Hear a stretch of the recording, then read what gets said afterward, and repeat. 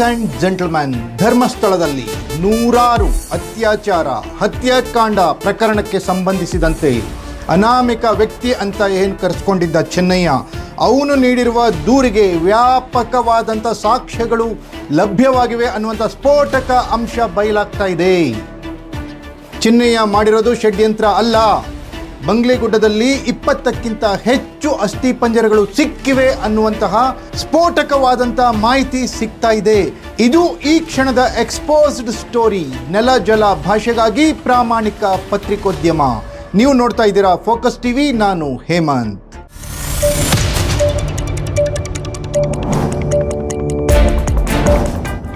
S ವೀಕ್ಷಕರೇ, ಧರ್ಮಸ್ಥಳದ ಹತ್ಯಾಕಾಂಡ ಪ್ರಕರಣಕ್ಕೆ ಸಂಬಂಧಿಸಿದಂತೆ ಬಂಗ್ಲೆಗುಡ್ಡದಲ್ಲಿ ಅಸ್ಥಿಪಂಜರಗಳ ರಾಶಿ ಅಸ್ಥಿಪಂಜರಗಳು ಪತ್ತೆಯಾಗಿವೆ ಅನ್ನುವಂತಹ ಮಾಹಿತಿ ಲಭ್ಯವಾಗ್ತಾ ಇದೆ.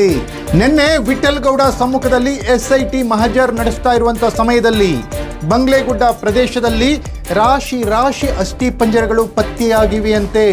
ಹಾಗಾದ್ರೆ ಈ ಅಸ್ಥಿಪಂಜರಗಳು ಯಾವುದು? ಯಾರ ಅಸ್ಥಿಪಂಜರಗಳು ಇವು? ಇದರಲ್ಲಿ ಚಿಕ್ಕ ಮಕ್ಕಳ ಅಸ್ಥಿಪಂಜರಗಳು ಕೂಡ ಇವೆಯಂತೆ.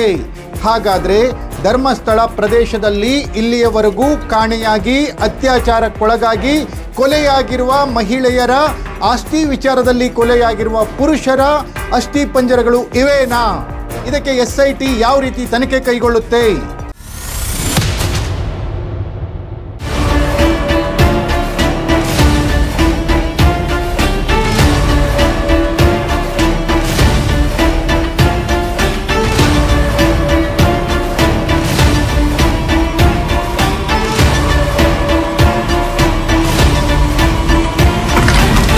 ಅನಾಮಿಕನ ವೇಷ ತೊಟ್ಟು ಚಿನ್ನಯ್ಯ ಎನ್ನುವ ವ್ಯಕ್ತಿ ಧರ್ಮಸ್ಥಳದಲ್ಲಿ ಅತ್ಯಾಚಾರ ಮತ್ತು ಕೊಲೆಗೆ ಸಂಬಂಧಿಸಿದಂತೆ ತನ್ನ ಬಳಿ ಸಾಕ್ಷ್ಯಗಳಿವೆ, ಆ ಹೆಣಗಳನ್ನು ನಾನೇ ದಫನ್ ಮಾಡಿದ್ದು, ಆ ಹೆಣಗಳನ್ನು ಹೂತಾಕಿರೋ ಏರಿಯಾಗಳನ್ನು ನಾನು ತೋರಿಸ್ತೀನಿ ಅಂತ ಹೇಳಿ ಬೆಳ್ತಂಗಡಿಯ ನ್ಯಾಯಾಲಯದಲ್ಲಿ ದೂರು ದಾಖಲಿಸಿದ್ದು ಎಲ್ರಿಗೂ ಗೊತ್ತಿರುವ ವಿಚಾರ.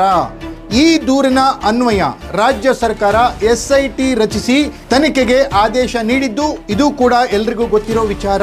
ಈಗ ತನಿಖೆಯಲ್ಲಿ ಸ್ಫೋಟಕ ತಿರುವು ಸಿಕ್ಕಿದೆ. ತನಿಖೆಯಲ್ಲಿ ದೂರಿಗೆ ಸಂಬಂಧಿಸಿದಂತೆ ದೂರಿಗೆ ಪೂರಕವಾದಂತಹ ಸಾಕ್ಷ್ಯಗಳು ಸಿಕ್ಕಿವೆ ಅನ್ನುವಂತಹ ಮಹತ್ವದ ಅಂಶ ಲಭ್ಯವಾಗಿದೆ. ದೂರುದಾರ ಚೆನ್ನಯ್ಯ ಹೇಳಿರುವಂತೆ ಈಗ ಚೆನ್ನಯ್ಯ ಆರೋಪಿತನಾಗಿ ಶಿವಮೊಗ್ಗ ಜೈಲಿನಲ್ಲಿದ್ದಾನೆ. ಆದರೂ ಕೂಡ ಈ ಮೊದಲು ಆತ ನೀಡಿರುವ ದೂರಿನಂತೆ ಆ ದೂರಿಗೆ ಸಂಬಂಧಿಸಿದಂತೆ ಬಂಗ್ಲೆಗುಡ್ಡ ಪ್ರದೇಶದಲ್ಲಿ ಹಲವು ರಾಶಿ ಅಸ್ಥಿಪಂಜರಗಳ ಅಂಶ ಪತ್ತೆಯಾಗಿದೆ.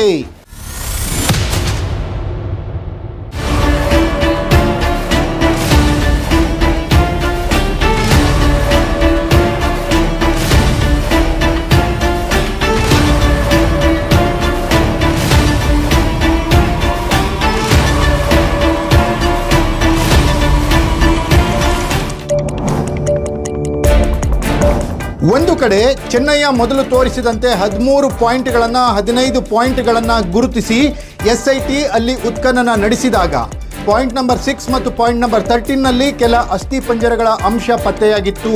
ತದನಂತರ ಇನ್ನುಳಿದ ಪಾಯಿಂಟ್ಗಳಲ್ಲಿ ಯಾವುದೇ ರೀತಿಯ ಅಸ್ಥಿಪಂಜರಗಳು ಪತ್ತೆಯಾಗಿರಲಿಲ್ಲ. ಆದರೆ ಈಗ ಪ್ರಕರಣಕ್ಕೆ ಸ್ಫೋಟಕ ತಿರುವು ಸಿಕ್ಕಿದ್ದು ವಿಠಲಗೌಡನ ವಿಚಾರಣೆ ನಡೆಸಿರುವ SITಗೆ ಮಹತ್ವದ ಸಾಕ್ಷ್ಯಗಳು ಲಭ್ಯವಾಗಿವೆ. ಈ ಸಾಕ್ಷ್ಯಗಳು ಧರ್ಮಸ್ಥಳದತ್ತ ಬೆರಳು ತೋರಿಸ್ತಾ ಇವೆ.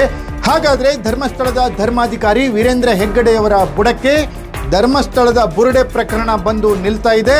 ಬುರುಡೆ ಡಿಚ್ಚಿ ವೀರೇಂದ್ರ ಹೆಗ್ಗಡೆಯವರ ಬುರುಡೆಗೆ ಬೀಳ್ತಾ ಇದೆ.